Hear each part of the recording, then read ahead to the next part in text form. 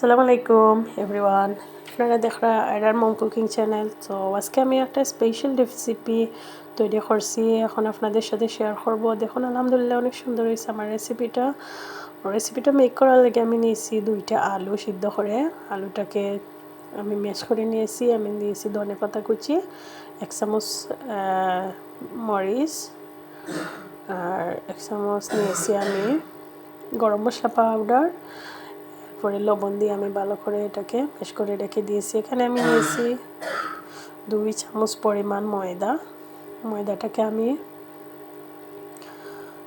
Mash করে নিলাম। এখন আমি ময়দাটাকে একটু রুটি বানিয়ে দিয়েছি। আর এখানে আমি অর্ধেকটা আলুকে এভাবে চামচ দিয়ে চেপে চেপে লাগিয়ে রেখেছি। এখন আমি একটা রোল তৈরি করব।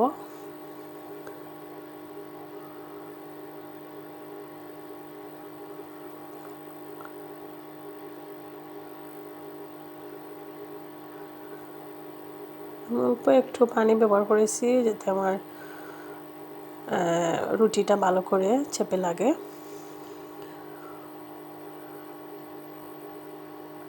তো এখন আমি ছুরি দিয়ে কেটে নিচ্ছি। দেখুন আলহামদুলিল্লাহ অনেক সুন্দর একটা রেসিপি হয়েছে। দেখুন আলহামদুলিল্লাহ অনেক সুন্দর একটা কালার এন্ড অনেক সুন্দর একটা ডিজাইন হয়েছে।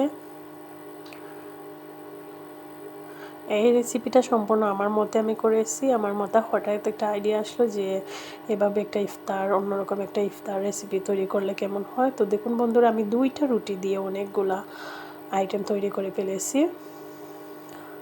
দেখুন অনেক সুন্দর, একদম মিষ্টির মতো লাগছে না? স্পেশাল মিষ্টি যে বাজারে বিক্রি হয় সেই রকম একটা ডিজাইন আমি তৈরি করেছি। আপনারা চাইলে বাসায় তৈরি করতে পারেন। এখন আমি একটা ডিমকে ফেটে নিয়েছি। তারপরে আমি ডিমের মাঝে আমার এই নাস্তাটাকে ডুবে আমি আবার তেলের মধ্যে ভেজে নিব।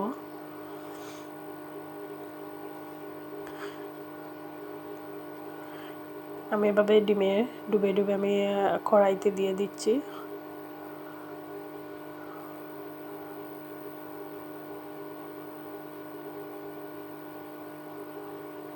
দেখুন বন্ধুরা, আমি অনেকগুলা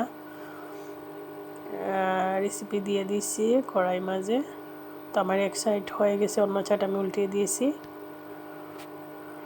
আমি এই নাস্তাটার নাম কি দিব সেটাই আমি ভাবতে পারছি না।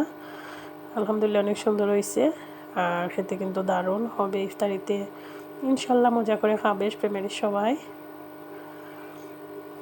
তো বন্ধুরা ভালো থাকেন আর আমার চ্যানেলটা লাইক এন্ড সাবস্ক্রাইব করবেন, পাশে থাকা বেল আইকনটা ক্লিক করবেন।